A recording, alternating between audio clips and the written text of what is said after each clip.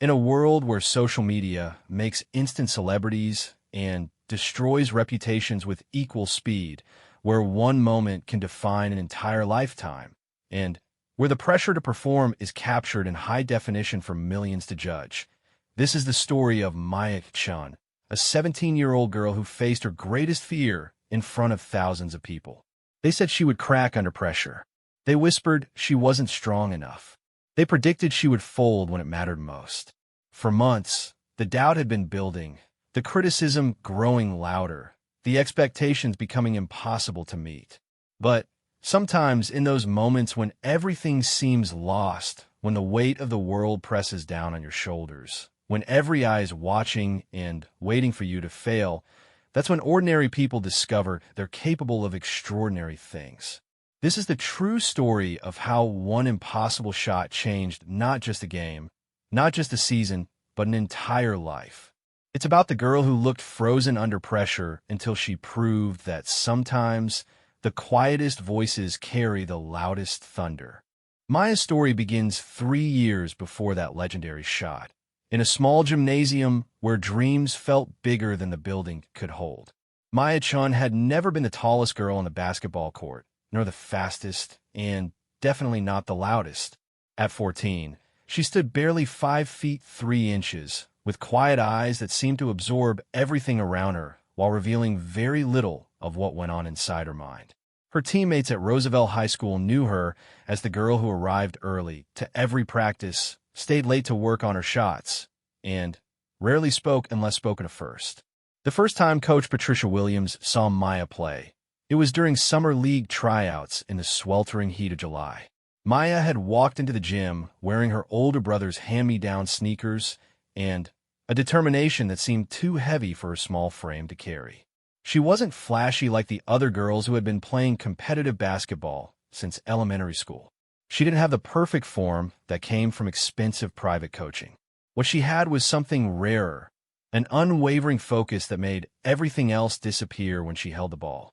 Coach Williams had been coaching high school basketball for 15 years, and she had learned to spot potential in the way a player moved, not just in how many points they scored. Maya moved like she was solving a puzzle with every step, calculating angles, and timing with a precision that reminded the coach of the great players she had watched on television as a child. But there was something else about Maya that caught her attention. The way she seemed to carry the weight of expectations that didn't belong to someone so young. Maya's parents, David and Lin Chun, had immigrated to the United States from Taiwan when Maya was just 2 years old. Her father worked double shifts at an electronics manufacturing plant, while her mother cleaned offices downtown during the early morning hours before most people were awake. They had sacrificed everything they knew, their language, their careers, their extended family, to give their children opportunities they never had.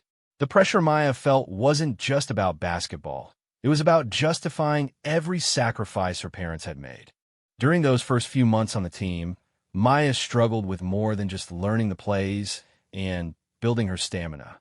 She struggled with speaking up during huddles when she saw opportunities her teammates missed.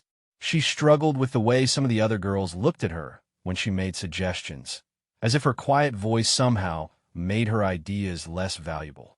Most of all, she struggled with the growing realization that basketball might be her ticket to college, but only if she could find a way to be noticed by scouts who seemed to only see the players who dominated the stat sheet. The Roosevelt Ravens had never been a powerhouse in their district.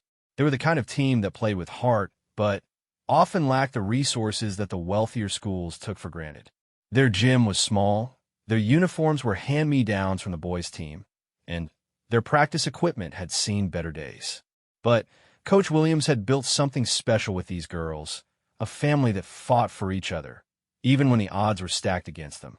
Maya's breakthrough moment came during a practice in late October of her freshman year. The team was running a scrimmage, and Maya was assigned to guard Jessica Torres, the team star player who was already being recruited by Division I colleges. Jessica was everything Maya wasn't: tall, athletic, confident, and comfortable being the center of attention. She had been scoring at will against the younger players, and Maya could see the frustration building in her teammates' faces. But Maya had been watching Jessica all season, studying her moves, timing her habits. She noticed that Jessica always went to her right when she drove to the basket, and she always took exactly 2 dribbles before making her move. When Jessica received the ball at the top of the key and began her familiar routine, Maya was ready. She stepped into the passing lane at exactly the right moment, intercepted the ball cleanly, and, in one fluid motion, launched a shot from well beyond the three-point line. The gym fell silent as the ball arced through the air with perfect rotation. It swished through the net without touching the rim, and for a moment, everyone just stared. Then, Jessica started clapping, slowly at first, then with genuine appreciation. "Where did that come from?" she asked, but Maya just shrugged and jogged back on defense as if hitting impossible shots was something she did every day. That shot changed everything, but not in the way Maya expected. Instead of celebration, she found herself facing a new kind of pressure. Coach Williams began calling plays specifically designed to get Maya open looks from long range. Her teammates started passing her the ball in crucial moments, expecting her to recreate that magic shot whenever they needed it most. The local newspaper ran a small article about the quiet freshman with the golden arm, and suddenly, Maya's anonymity was gone. The attention should have been everything Maya wanted. She had dreamed of being recognized for her basketball skills, of making her parents proud, of earning the respect of her teammates. But as the season progressed and the expectations grew heavier, Maya began to feel like she was suffocating under the weight of everyone's hopes. Every missed shot felt like a personal failure. Every game became a test she wasn't sure she could pass. Every practice was a reminder that she was carrying responsibilities that seemed too big for her shoulders. The breaking point came during a game against their crosstown rivals, the Lincoln Lions, in February of Maya's freshman year. The Ravens were trailing by 1 point with 15 seconds left on the clock. Coach Williams called a timeout and drew up a play that was designed to get Maya an open three-point shot. As she walked back onto the court, Maya could hear her father shouting encouragement from the stands in his accented English. She could see her mother's worried face in the crowd. She could feel the eyes of college scouts who had started attending Ravens games specifically to watch her play. When the ball was inbound, everything happened exactly as Coach Williams had planned. Maya's teammates executed their screens perfectly, and she found herself alone beyond the arc with a clear look at the basket. But as she raised the ball to shoot, something inside her mind went blank.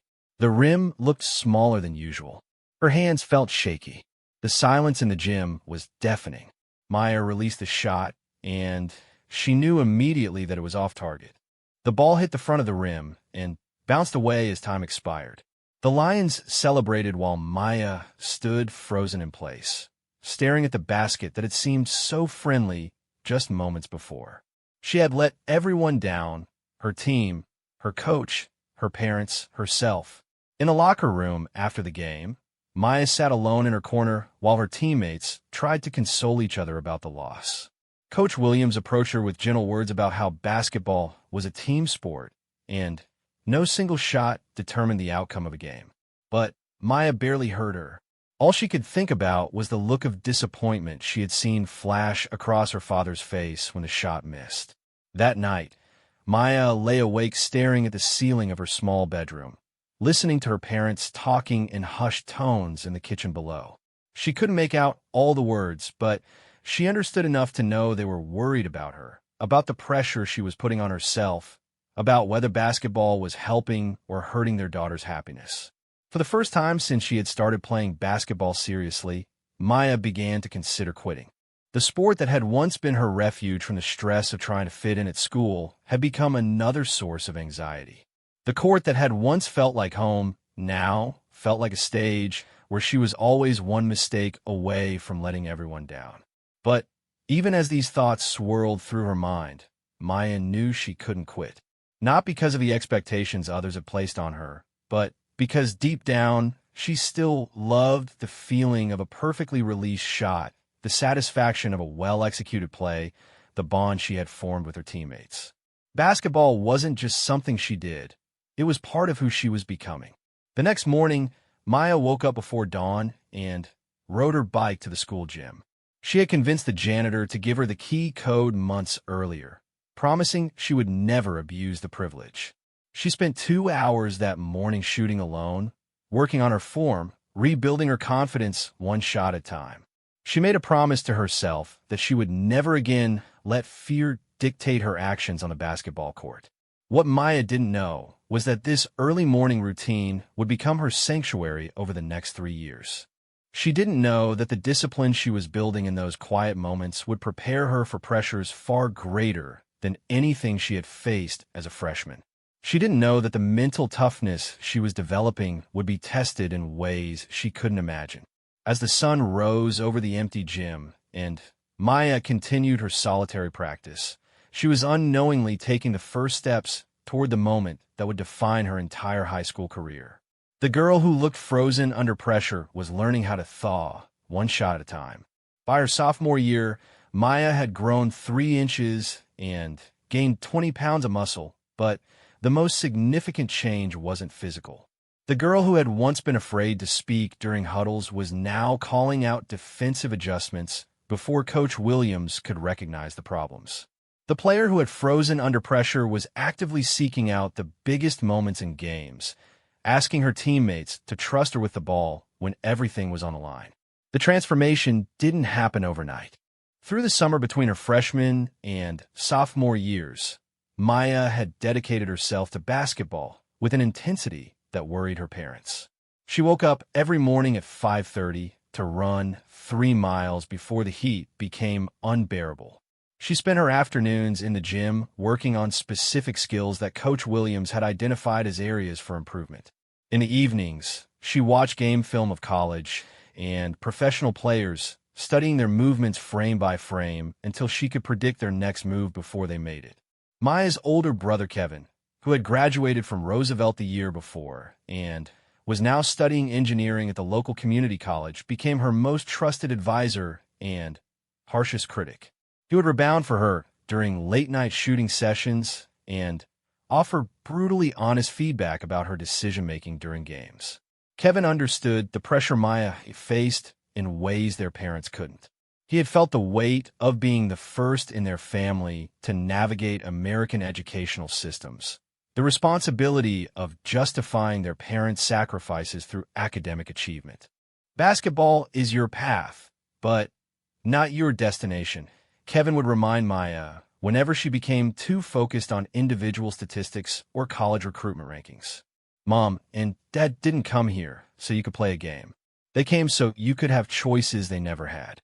Basketball is giving you those choices, but education is what will make those choices meaningful. The Ravens' sophomore season began with higher expectations than the program had experienced in years. Maya's reputation had spread throughout the district, and several games were being scheduled for television broadcasts by the local cable network. The pressure was different from what Maya had faced as a freshman. Instead of being afraid she would let people down, she was now expected to lift others up, to be the leader of a team that was no longer content to simply compete, but expected to win. Maya embraced this new role with a maturity that surprised even Coach Williams. She organized optional team workouts during the off-season. She tutored younger players who were struggling academically, understanding that their eligibility was crucial to the team's success. Most importantly, she learned how to manage her own expectations while maintaining the high standards that had made her successful. The breakthrough game of Maya's sophomore year came against the defending state champions, the Metropolitan Academy Eagles, in December. The Eagles were everything Roosevelt wasn't: well-funded, professionally coached, and loaded with players who had been competing at elite levels since middle school. They had won 34 consecutive games dating back to the previous season, and they came to Roosevelt's small gym expecting an easy victory before their real conference games began. Maya understood that this game represented more than just a chance to upset a highly ranked opponent. It was an opportunity to prove that talent and hard work could overcome advantages that came from privilege and resources. The Ravens had been preparing for this game since August, and Maya had been visualizing this moment for months. The Eagles took an early lead, as expected, using their size and athleticism to dominate the paint and force the Ravens into difficult shots from the perimeter. Maya started the game slowly, missing her first 3 attempts from beyond the arc, and she could feel the familiar whispers of doubt beginning to creep into her mind. But this time, instead of letting the pressure overwhelm her, she used it as fuel. During a timeout midway through the second quarter, with Roosevelt trailing by 12 points, Maya made a decision that would define her leadership style for the rest of her career. She looked around the huddle at her teammates' discouraged faces and spoke with a quiet confidence that commanded attention. "They're better than us at a lot of things," Maya said, her voice steady despite the noise from the crowd. "They're taller, they're stronger, they have better uniforms and fancier warm-ups. But they don't want this one more than we do. They expect to win. We need to win. And that difference is going to matter in the fourth quarter when their legs get tired and their shots start falling short."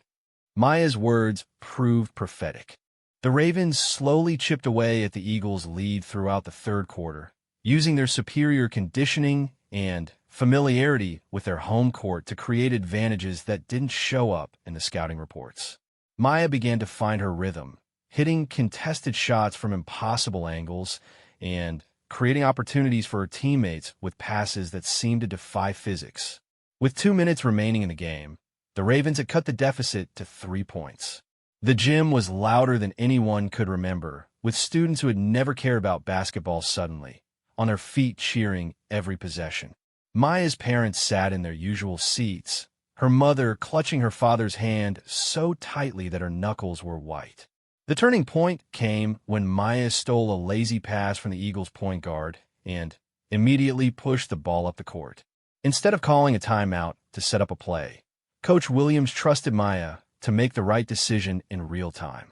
Maya saw that she had a 2-on-1 advantage with her teammate Sarah Johnson, but she also noticed that the Eagles' center had failed to get back in transition. In a split second that would be replayed on local sports highlights for weeks, Maya pulled up from 30 feet away from the basket and released a shot that seemed to hang in the air forever. The gym fell silent as the ball traced a perfect arc toward the rim. When it swished through the net, the sound of the crowd was deafening. The Eagles called timeout, but their composure was shattered. They had been outworked and outplayed by a team they had dismissed as inferior. In the final 2 minutes, Maya scored 8 more points and assisted on 2 baskets as the Ravens pulled away for a stunning upset victory. After the game, Maya was surrounded by reporters asking about her incredible shooting performance and her team's victory over the defending champions. But what she remembered most about that night wasn't the statistics or the headlines. It was the look of pride on her parents' faces as they waited patiently in the hallway outside the locker room, and the text message from Kevin that simply said, "That's what choices look like." The victory over Metropolitan Academy transformed the Ravens from a regional story into a statewide phenomenon. College scouts began attending their games regularly. Maya's shooting highlights were featured on ESPN SportsCenter. Recruiting letters filled the Chun family's mailbox daily. But with the attention came new pressures that Maya had never experienced. The most challenging aspect of Maya's growing fame wasn't the media attention or the college recruitment process. It was the way success began to change the dynamics within her own team.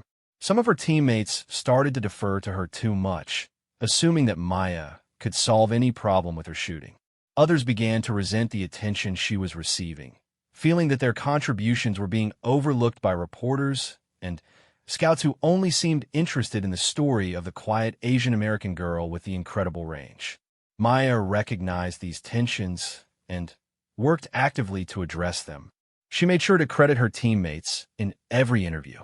She lobbied Coach Williams to run more plays for other players, even when that meant fewer shooting opportunities for herself.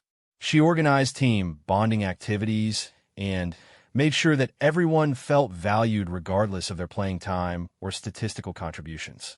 The most important lesson Maya learned during her sophomore year was that leadership wasn't about being the best player on the team. It was about making everyone around her better. She discovered that her teammates played with more confidence when they knew she trusted them. She learned that sharing the spotlight actually made it brighter for everyone. As the Ravens advanced through the state playoffs for the first time in school history, Maya felt the weight of expectations growing heavier with each victory. Local businesses began sponsoring the team. The school district moved their games to larger venues to accommodate the crowds. Sports reporters from major newspapers started covering their games alongside the high school correspondents. The Ravens' playoff run ended in the state quarterfinals against a team from the capital city that had more talent and experience in high-pressure situations. Maya played well in the loss, scoring 26 points and grabbing 8 rebounds, but she felt like she had let her community down by not advancing further. The disappointment she felt after the loss was deeper than any individual failure because she knew it wasn't just her own dreams that had ended, but the dreams of everyone who had invested in the Ravens' success. During the offseason following her sophomore year, Maya made a commitment that would define her remaining 2 years at Roosevelt. She decided that her individual success was meaningless unless it contributed to team achievements.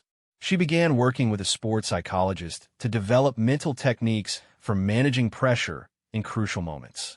She spent countless hours in the gym with her teammates, not just improving her own skills, but helping them elevate their games. Most importantly, Maya learned to separate her identity from her performance on the basketball court. Basketball was something she did extraordinarily well, but it wasn't the only thing that defined her worth as a person. This mental shift allowed her to play with a freedom and joy that had been missing during the intense pressure of her sophomore season. As she entered her junior year, Maya was no longer the girl who looked frozen under pressure. She was becoming the player who sought out pressure because she understood that the biggest moments were where legends were made. But neither Maya nor anyone else in the Roosevelt community could have predicted the incredible circumstances that would test everything she had learned about leadership, pressure, and the power of believing in the impossible. Maya's senior year began with expectations that seemed almost impossible to meet. Sports Illustrated had featured her in their high school preview issue. ESPN had ranked her as the 15th best shooting guard in the country. College coaches from Duke, Stanford, and Connecticut were regular fixtures at Ravens games. The pressure wasn't just about individual performance anymore. It was about living up to a narrative that had taken on a life of its own. The story that captured the media's imagination was simple and compelling. A quiet daughter of immigrants who had used basketball to transcend her circumstances and inspire a working-class community. But Maya knew the reality was more complicated than the headline suggested. The pressure she faced came not just from external expectations, but from her own understanding of how much her success meant to people who had invested their hopes in her achievements. The Ravens entered the season with their most talented roster in school history. Maya's 3 years of leadership had attracted other strong players to the program, and Coach Williams had built a team that could compete with anyone in the state. But with talent came expectations, and with expectations came a different kind of pressure than Maya had experienced during her earlier years when simply competing was considered success. The defining moment of Maya's career began to take shape in February during the district championship game against Lincoln High, the same team that had dealt Maya her most devastating freshman year loss.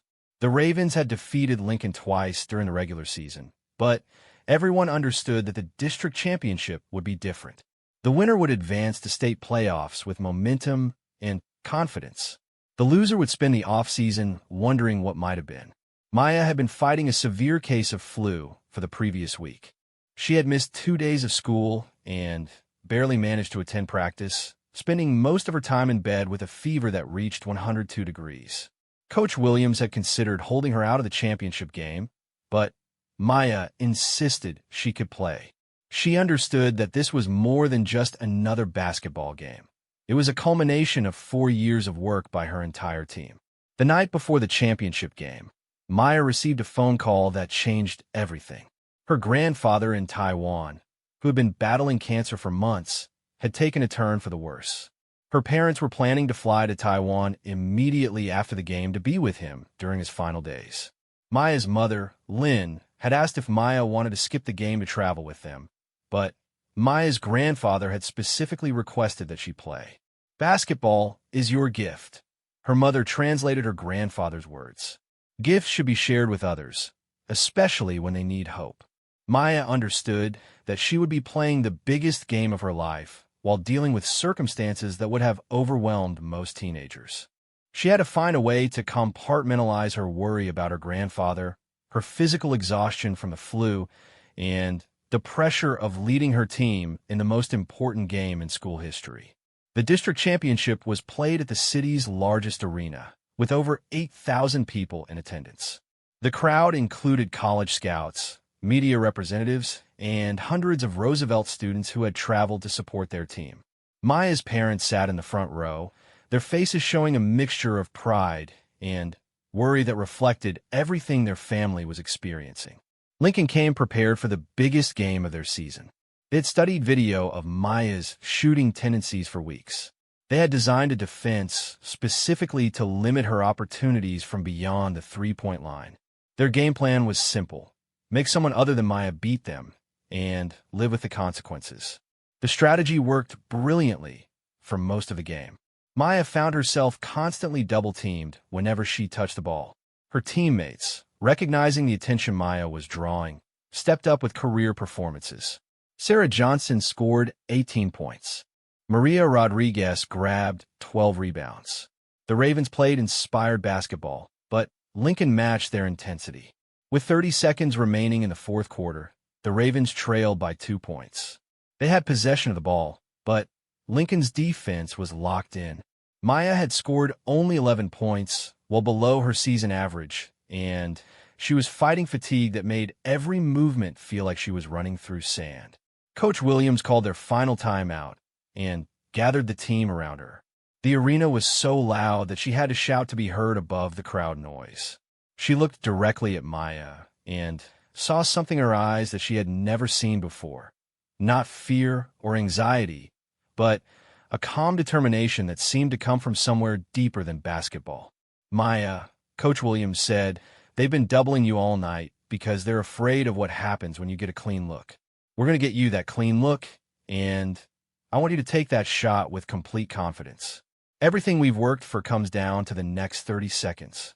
Maya nodded and looked around at her teammates. These girls had become her sisters over the past 4 years. They had supported her through victories and defeats. They had celebrated her individual achievements as if they were their own. Now it was time for her to repay that loyalty. As the Ravens broke from the timeout, Maya felt something shift inside her mind. The noise from the crowd seemed to fade. The pressure that had been building all season suddenly felt manageable. Her grandfather's words, translated by her mother, echoed in her thoughts. Gifts should be shared with others, especially when they need hope. The Ravens inbound the ball with 28 seconds on the clock. Maya started on the left wing, drawing the attention of both defenders who had been shadowing her all night. Sarah Johnson brought the ball up the court slowly, allowing the play to develop exactly as Coach Williams had designed it. With 15 seconds remaining, Maya made her move. She sprinted toward the corner, then suddenly cut back toward the center of the court. Her teammates executed perfect screens that freed her from the double team for just a moment. Sarah delivered a pass that arrived exactly when and where it needed to be. Maya caught the ball 35 feet from the basket with 8 seconds on the clock. The Lincoln defenders were scrambling to get back to her, but they were a step too slow. Maya was alone with the ball, with a clear view of the rim, with the game and possibly her high school career hanging in the balance. For a split second, Maya thought about all the shots she had taken in that lonely gym during her freshman year morning sessions. She thought about her parents' sacrifices. She thought about Kevin's advice about choices and destinations. She thought about her grandfather, lying in a hospital bed half a world away, hoping to hear good news about his granddaughter's basketball game. Then, Maya stopped thinking and simply let her body do what it had been trained to do through thousands of hours of practice. She rose up and released the shot with perfect form, despite the defender who was flying toward her with his hand extended. The ball traced a perfect arc through the air, rotating with the ideal spin that Maya had perfected through years of repetition. The entire arena seemed to hold its breath as the shot reached its peak and began its descent toward the rim. Time seemed to slow down as the ball approached the basket. Maya could see that the trajectory was perfect. She could feel in her bones that this shot was going to fall. But more than that, she could feel something that transcended basketball, a sense that this moment was about more than just 2 points or a district championship. The ball swished through the net with 3 seconds remaining on the clock. The arena exploded in a roar that seemed to shake the building's foundation. Maya's teammates mobbed her at midcourt while the Roosevelt student section went absolutely wild. Lincoln's players stood in stunned silence, unable to believe what they had just witnessed. But Maya's celebration was different from what anyone expected. Instead of pumping her fist or shouting in triumph, she simply smiled and pointed toward the stands where her parents were sitting. Her mother was crying tears of joy while her father was clapping so hard his hands were turning red. Maya knew that this moment wasn't just her victory. It was their victory, too. Lincoln managed to get off a desperation shot in the final seconds, but it bounced harmlessly off the rim. The Ravens were district champions for the first time in school history. Maya had delivered the impossible shot exactly when her team needed it most.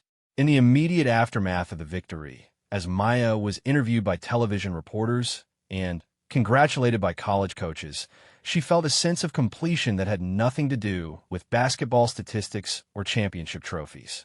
She had kept the promise she made to herself during those lonely morning sessions 4 years earlier. She had refused to let fear dictate her actions in the biggest moment of her career. The shot from 35 feet became legendary, not just because of its difficulty or its importance to the game, but because of the way Maya had delivered it under circumstances that would have broken many players. She was sick, exhausted, worried about her grandfather, and facing the most intense defensive pressure of her career. Yet she had found a way to access the mental clarity and physical skill necessary to make an impossible shot when everything was on the line.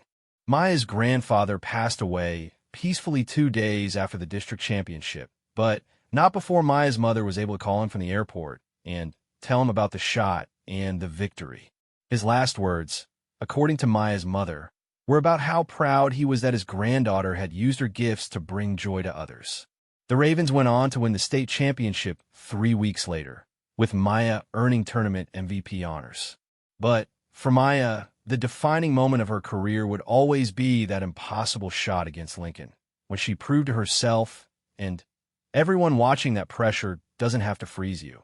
It can reveal who you really are when everything matters most. Years later, when Maya was playing college basketball at Stanford and eventually professionally overseas, she would often think about that shot and the lessons it taught her about leadership, pressure, and the power of preparation meeting opportunity. She learned that the most impossible shots aren't made with your hands or your eyes or your shooting form. They're made with your heart and your mind and your willingness to believe that anything is possible when you're playing for something bigger than yourself.